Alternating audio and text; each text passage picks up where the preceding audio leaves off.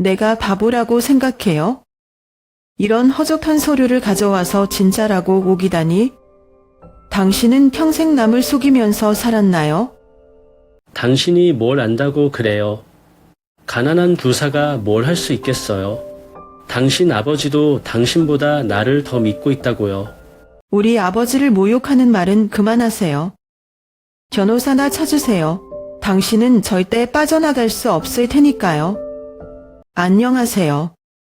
오늘은 제가 직접 경험한 충격적인 사건에 대해 이야기해 보려고 합니다.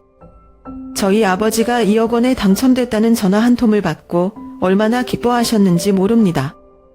하지만 그 기쁨은 오래가지 않았죠. 사기범의 정체와 그들이 숨기고 있던 끔찍한 진실을 알게 되기까지. 이 사건은 저희 가족뿐 아니라 여러분 모두에게 경고가 될 수 있습니다. 과연 무슨 일이 있었을까요? 지금부터 시작합니다. 저는 부산에 사는 초등학교 교사 김수진입니다. 제 일상은 조용하고 평화로운 편이에요. 매일 아침 아이들의 밝은 웃음을 보며 하루를 시작하고 그들과 함께 수업을 나누는 것이 제 삶의 기쁨입니다. 비록 가끔 일이 힘들기도 하지만 아이들의 천진난만한 모습에 모든 피로가 싹 가시는 기분이에요. 우리 가족은 3명입니다. 제 아버지 김대철은 부산의 전통시장 한편에서 작은 중고품 가게를 운영하시고 남동생 김현우는 부산국립대학교에서 기계공학을 전공하며 마지막 학년을 다니고 있습니다. 어머니께서는 제가 12살 때 돌아가셨고 아버지는 홀로 2 남매를 키우기 위해 평생을 헌신하셨습니다. 그래서 저는 항상 아버지께 감사하고 존경하는 마음을 가지고 있어요. 어젯밤 저는 집 책상에서 학생들의 숙제를 채점하고 있었는데 아버지가 뜻밖의 표정을 지으며 제 방으로 들어오셨어요. 아버지는 오래된 휴대폰을 손에 들고 계셨고 갑자기 말씀하셨습니다. 수진아, 방금 이상한 전화를 받았다. 어떤 사람이 나라테크 회사 대표라고 하면서 내가 2억 원에 당첨됐다고 했어. 저는 순간 놀라서 고개를 들었습니다. 당첨이요? 근데 아버지가 그런 이벤트에 참여하신 적이 있나요? 아버지는 멋쩍게 웃으며 머리를 그적이셨어요. 글쎄, 예전에 무슨 이벤트에서 이름 적었나 보다. 그 사람이 내가 그 회사 단골이라며 뽑혔다고 하더구나. 저는 속으로 의심스러운 생각이 들었지만 아버지의 설레는 모습을 보니 그 마음을 상하게 하고 싶지 않았어요. 아버지는 평생 일만 하시며 살아오셨고 그런 큰 돈이 아버지에게는 정말 꿈같은 일이니까요. 다음 날 아침, 저는 평소처럼 학교에 갔습니다. 제 교실은 2층에 있는데 창문 밖으로 바다가 보여서 항상 기분이 좋습니다. 바람은 시원하게 불고 바다내음이 가득한 부산의 아침은 언제나 활기차죠. 하지만 어젯밤 아버지가 받은 전화가 머릿속에서 떠나지 않았어요. 점심시간이 되자 저는 교무실에서 생강차를 마시며 잠깐 쉬고 있었습니다. 그때 제 휴대폰이 진동하며 문자가 도착했어요. 발신자는 낯선 번호였고 문자의 내용은 이랬습니다. 축하합니다.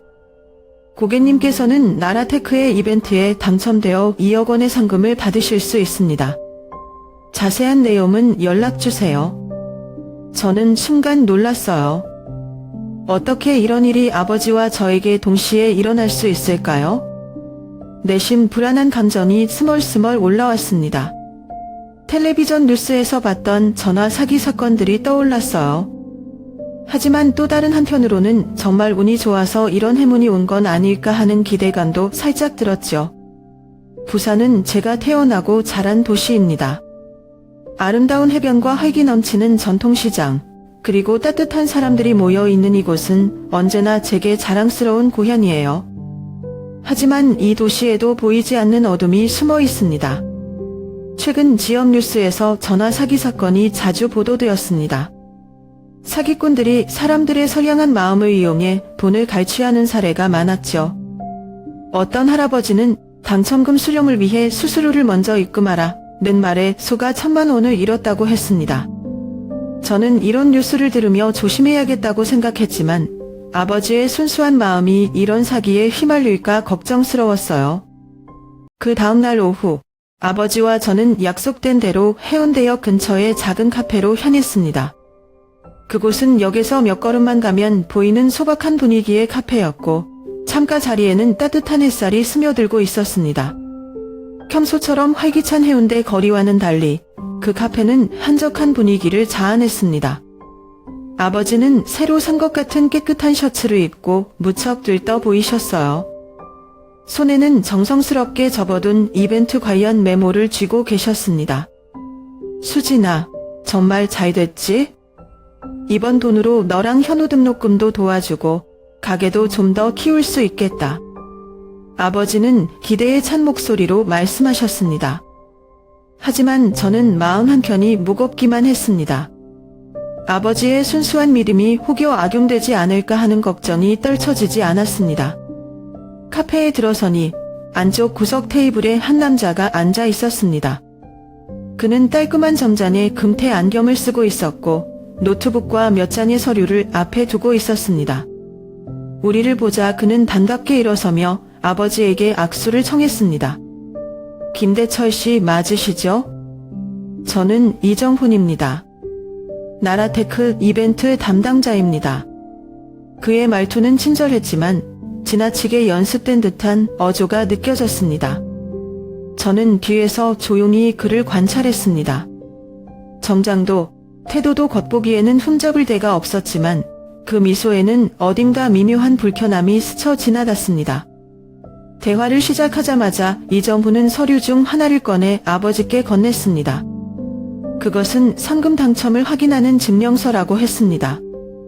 아버지는 흥분을 감추지 못하고 증명서를 꼼꼼히 읽으셨지만 저는 그 종이에 찍힌 나라테크라는 로고와 허술해 보이는 인쇄 품질이 눈에 띄었습니다. 자, 김대철 씨, 저희 나라테크에서는 고객님의 편의를 위해 최대한 빠르게 상금을 지급하려 합니다. 이정훈은 부드럽게 말을 이어갔습니다. 다만 상금을 지급받으시기 위해서는 소정의 처리 비용 500만 원을 입금해 주셔야 합니다. 이 금액은 법적 서류 발급 및 세금 절차에 필요한 금액입니다. 아버지의 얼굴이 순간 당황하더니 곧바로 이해했다는 듯 고개를 끄덕였습니다. 아, 그렇군요. 상금을 받기 위해 필요한 절차라면 당연히 해야겠지요. 하지만 제 머릿속에는 경고등이 켜지기 시작했습니다. 아버지, 잠깐만요. 저는 조심스럽게 말을 꺼냈습니다. 왜 처리 비용을 먼저 내야 하는 거죠? 상금에서 차담하는 방식은 안 되는 건가요? 이정훈은 미소를 유지하며 고개를 살짝 갸웃했습니다. 좋은 질문입니다. 하지만 저희는 이미 상금을 결도 계좌에 준비해 둔 상태라서 처리 비용을 먼저 지불하셔야만 절차를 시작할 수 있습니다. 그리고 오늘이 마감일이기 때문에 늦으면 기회가 사라질 수 있습니다. 그의 말을 들으며 저는 점점 불안감이 커졌습니다. 왜 그렇게 오늘 안에 돈을 보내라고 재촉하는 걸까요?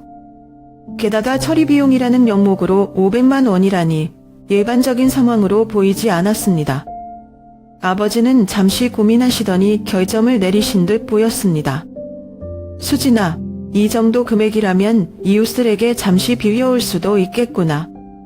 이렇게 큰 기회는 놓치면 안 되지 않겠니? 그 말에 저는 속이 답답해졌습니다. 아버지가 얼마나 힘들게 일하며 살아오셨는지 알기에 이 상황을 함부로 무시할 수 없었습니다.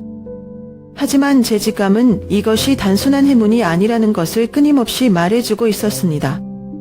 아버지, 잠시만요. 제가 이 서류와 나라테크 회사를 더 알아보고 오겠습니다. 너무 서두르실 필요는 없어요. 저는 최대한 침착하게 설득했습니다.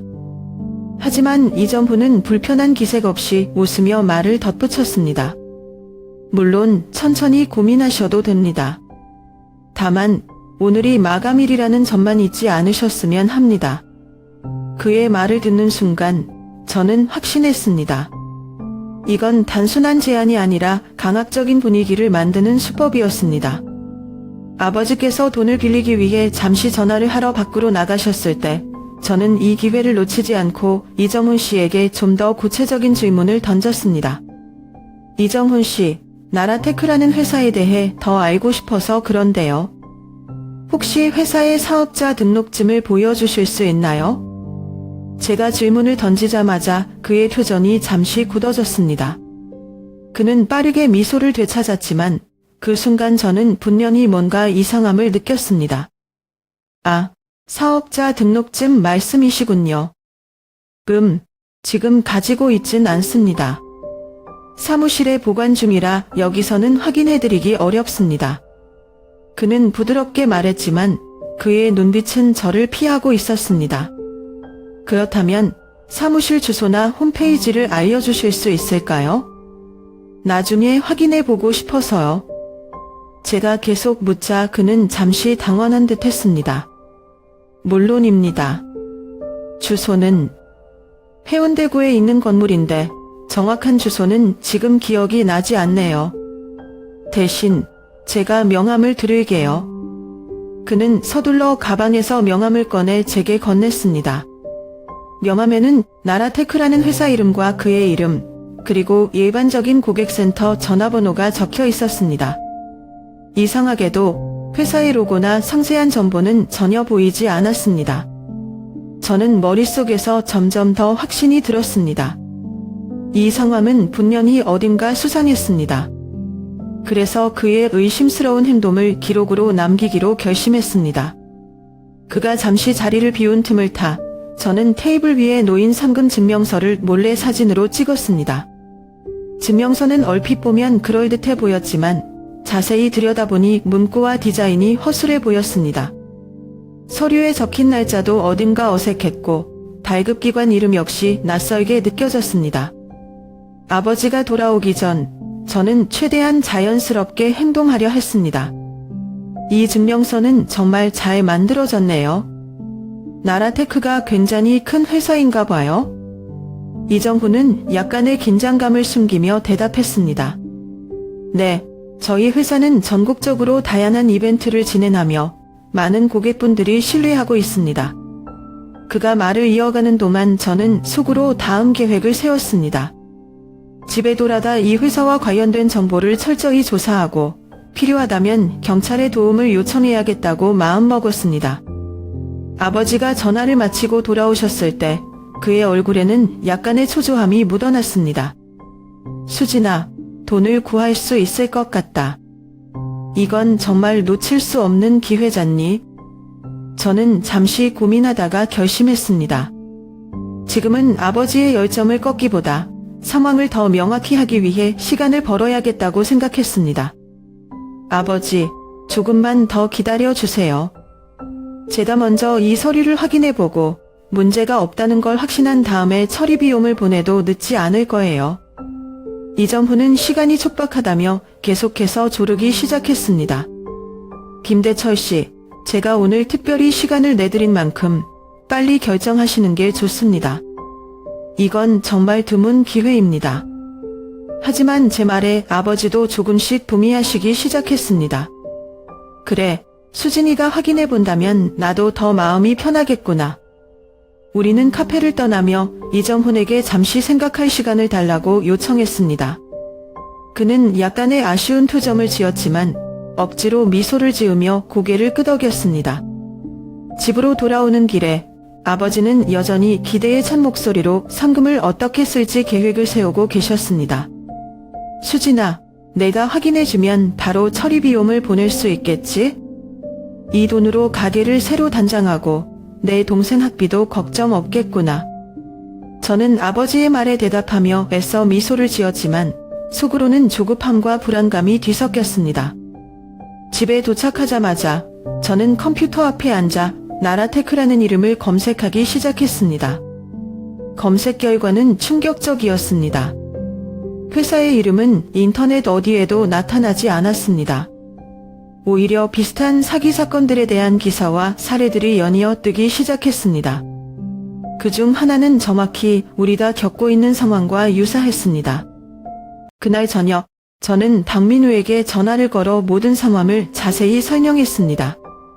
민우는 부산경찰청에서 경제범죄수사팀에 근무 중인 믿을 수 있는 친구였고, 이런 종류의 사건에 경험이 풍부했습니다. 수진아, 이거 확실히 수상하다. 내가 바로 나라테크라는 이름으로 조사해 볼게.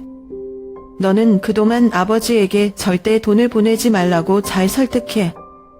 민우는 단호한 목소리로 말했습니다. 그의 신뢰감 있는 태도 덕분에 저는 조금 안심할 수 있었습니다. 민우와 통화를 끊고 나서도 제 머릿속은 온갖 걱정으로 가득 찼습니다. 혹시나 아버지가 저 몰래 돈을 보낼까봐 저는 아버지의 방으로 가서 부드럽게 말씀드렸습니다. 아버지, 제가 좀 더 알아보고 확실히 안전하다고 확인되면 그때 돈을 보내요.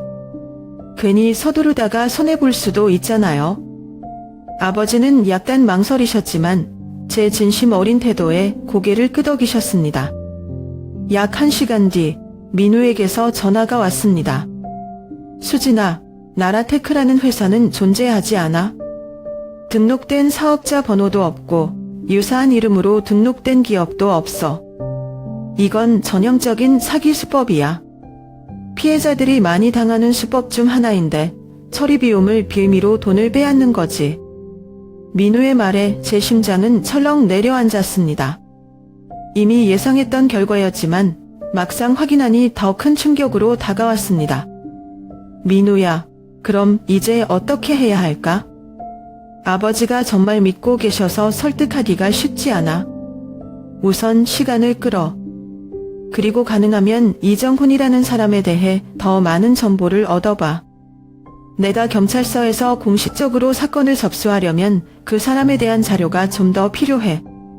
사진, 대화 내용, 명함 같은 것들. 민우의 조언은 명확했고 저는 그것을 따르기로 결심했습니다. 다음 날 아침 저는 아버지에게 말씀드렸습니다. 아버지, 제가 나라테크에 직접 연락해 보려고 해요. 뭔가 더 알아보면 좋을 것 같아서요. 그리고 이정훈 씨와 다시 만날 때 제가 좀 더 이야기를 나눠볼게요.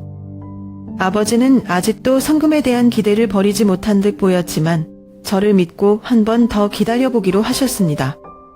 그날 오후 저는 민우와 함께 경찰청에서 만나 이 사건을 논의했습니다.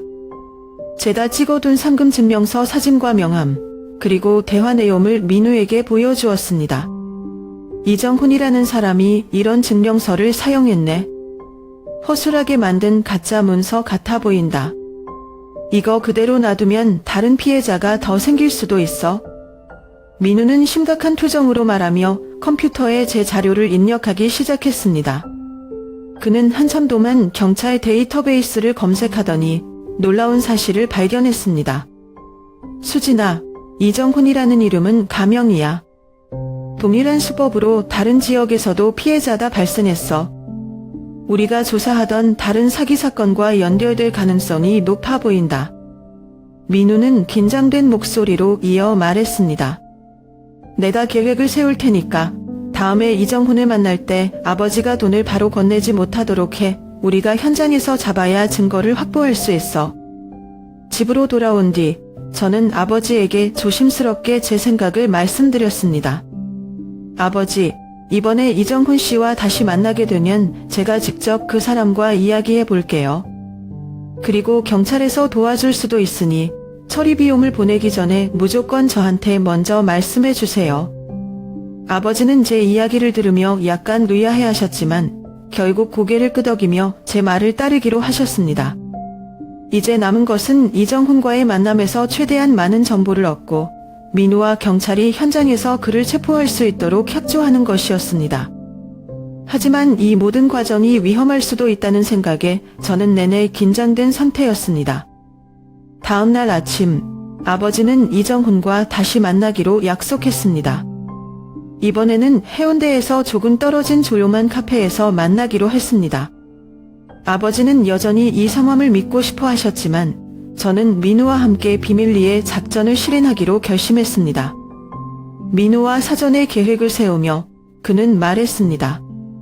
수진아, 가장 중요한 건 아버지께서 돈을 실제로 건네기 전에 우리가 움직이는 거야. 내가 현장에서 신분증을 내밀고 개입할 테니 너는 아버지를 안전하게 보호해. 저는 고개를 끄덕이며 그의 말에 따르기로 했습니다. 약속 시간에 맞춰 아버지와 저는 카페에 도착했습니다. 민우는 몇 분 전부터 다른 손님인 첫 카페 구석에 앉아 있었습니다. 이정훈은 이미 도착해 있었고 테이블 위에는 깔끔하게 정리된 서류와 작은 서류 가방 하나가 놓여 있었습니다. 김대철 씨, 오랜만입니다. 그는 밝은 미소를 지으며 우리를 맞이했지만 그의 눈빛에는 어딘가 초조함이 비쳤습니다.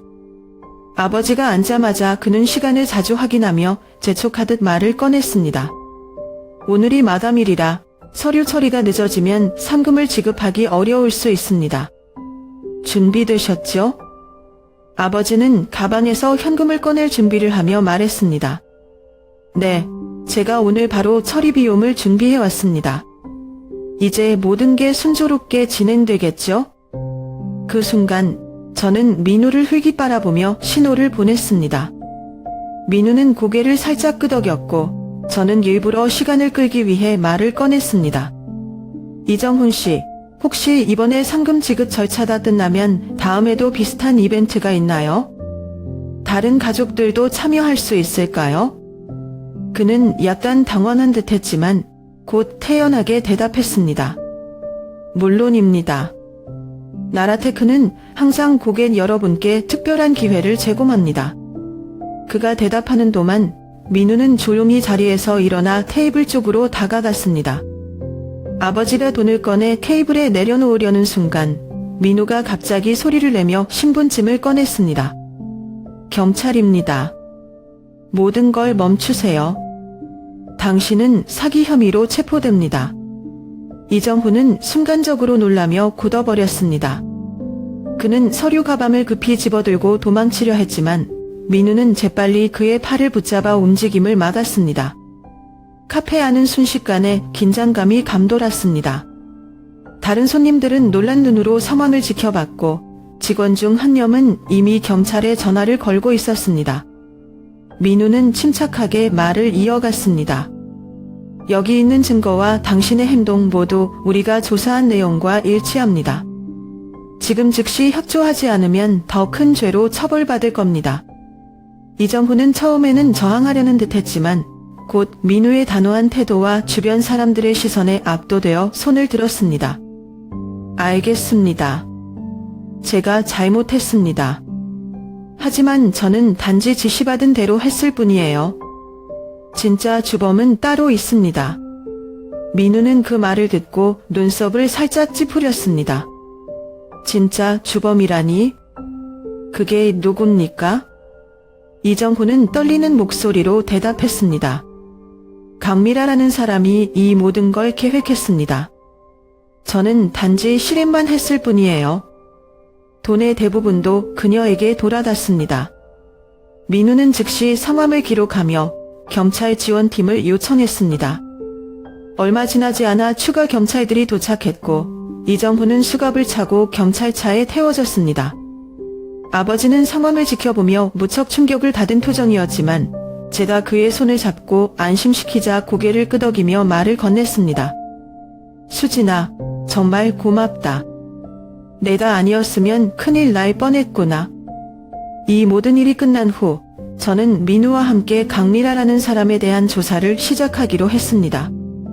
하지만 이 사건은 단순한 사기 사건이 아니었고 더 큰 조직이 배후에 있을 가능성이 있었습니다. 앞으로의 길은 더욱 험난할지도 모르지만 저는 진실을 밝히기 위해 끝까지 나아갈 준비가 되어 있었습니다. 이정훈이 경찰차에 태워진 뒤 민우와 저는 카페에 남아 후속 계획을 논의했습니다. 그의 입에서 나온 이름 강리아라는 인물은 새로운 국면을 여는 열쇠였습니다.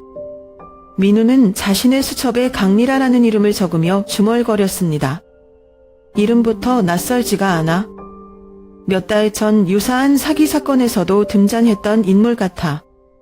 하지만 직접 체포된 적은 없었지. 저는 그 말을 듣고 가슴이 철렁 내려앉았습니다.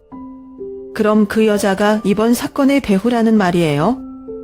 그럴 가능성이 높아. 그녀는 이런 대규모 사기 사건에서 조직의 중심 역할을 하는 것으로 추정되고 있어. 이번 기회에 그녀를 잡으면 더 큰 범죄 조직도 드러날 수 있을 거야. 다음 날 아침, 민우와 저는 경찰서에서 강리라에 대한 정보를 정리하기 시작했습니다.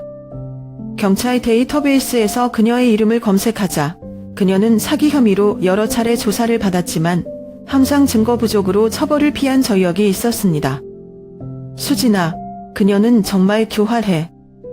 대부분의 일을 부하들에게 맡기고 자신은 흔적을 남기지 않아. 그녀를 잡으려면 완벽한 증거가 필요해.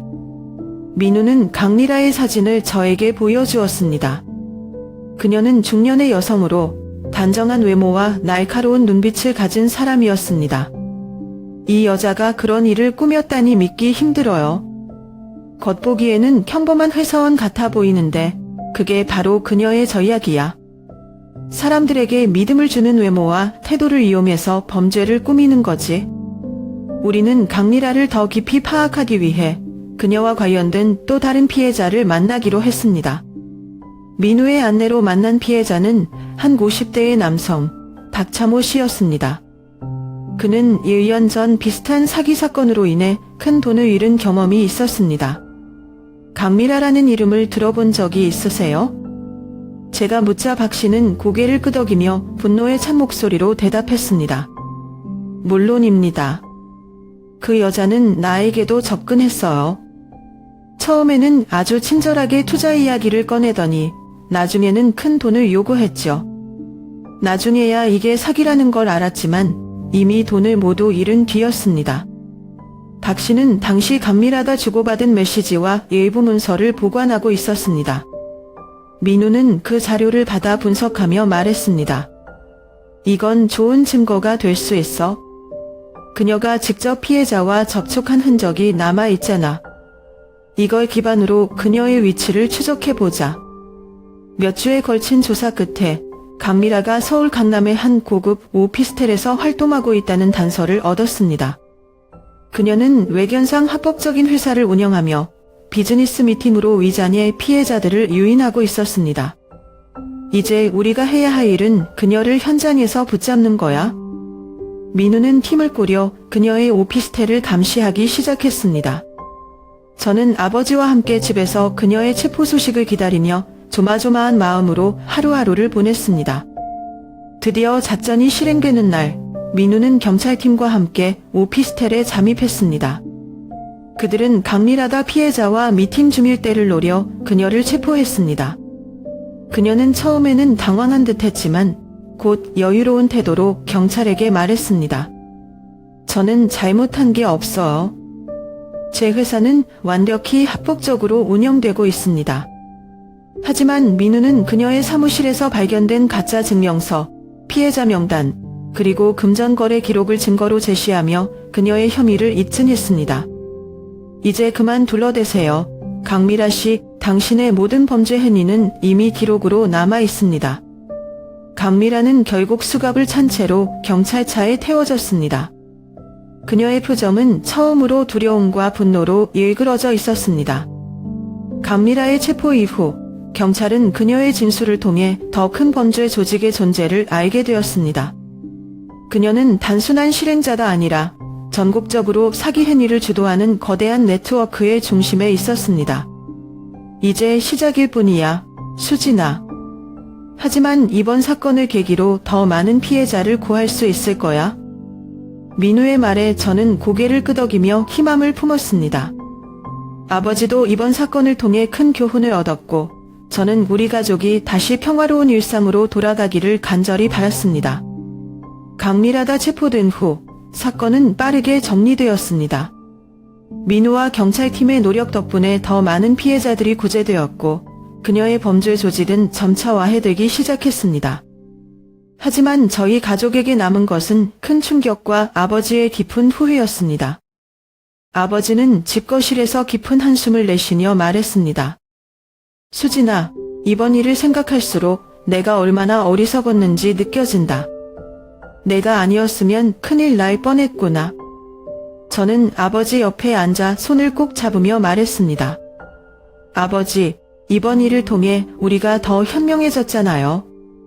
이런 일이 다시는 생기지 않도록 서로 더 조심하면 돼요. 아버지는 고개를 끄덕이며 눈시울을 붉히셨습니다.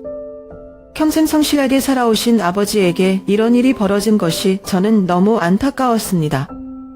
아버지는 돈을 잃을 뻔한 것보다도 자신이 누군가의 사기에 휘말렸다는 사실에 더 큰 자책감을 느끼고 계셨습니다. 며칠 후 민우가 저를 찾아왔습니다. 그는 환한 미소로 사건이 성공적으로 마무리되었음을 알렸습니다. 수진아, 이번 사건 덕분에 많은 사람들을 구할 수 있었어. 너희 가족도 큰 피해를 막을 수 있어서 다행이야. 저는 미소를 지으며 대답했습니다. 정말 고마워, 민우야. 너 덕분에 우리 가족도 다시 평화를 찾았어. 민우는 잠시 머뭇거리더니 말을 이었습니다. 사실 이런 사건은 점점 더 교묘해지고 있어. 이번 기회를 통해 더 많은 사람들이 경각심을 가질 수 있도록 우리도 뭔가 할 수 있지 않을까? 그의 제안은 저를 생각에 잠기게 했습니다. 그날 저녁, 저는 아버지와 함께 지역사회센터에서 열린 보안 세미나에 참석했습니다. 세미나는 지역 경찰들이 주관하며 사기 방지와 관련된 정보를 제공하는 자리였습니다. 민우 역시 강사로 참여해 사건과 유사한 사례를 설명하며 주민들에게 경각심을 불러일으켰습니다. 아버지는 세미나가 끝난 뒤 자신의 경험을 직접 사람들에게 나누고 싶다고 말씀하셨습니다. 내가 부끄럽긴 하지만 이런 일이 더 많은 사람들에게 경고가 된다면 내 이야기를 하는 것도 나쁘지 않겠지. 그는 차분한 목소리로 자신이 겪은 일을 이야기하며 참석자들에게 이런 사기를 예방하기 위해 어떤 점에 주의해야 하는지 설명했습니다. 저처럼 순진하게 믿지 마세요. 너무 좋은 일이 생기면 그 뒤에 숨은 함정을 꼭 의심해보세요. 아버지의 말은 많은 사람들에게 깊은 인상을 남겼습니다. 그 후로 우리 가족은 사건 이전과는 다른 방식으로 삶을 대하게 되었습니다. 저는 일상 속에서 더 많은 주의와 경각심을 가지게 되었고, 아버지는 자신의 가게에서 새로운 고객들과 거래를 할 때마다 더 철저히 확인하고 꼼꼼히 검토하셨습니다. 어느 날 아버지는 저와 현우에게 말했습니다. 이번 일은 나한테도 큰 교훈이었어. 내가 세상에 너무 순진했구나. 하지만 이제는 그런 실수를 반복하지 않을 거야. 그리고 너희도 꼭 기억해라. 세상에는 착한 사람도 많지만 그만큼 나쁜 사람도 많다는 걸. 현우는 아버지의 말을 듣고 진지하게 고개를 끄덕였습니다. 알겠어요, 아버지. 저도 더 조심할게요.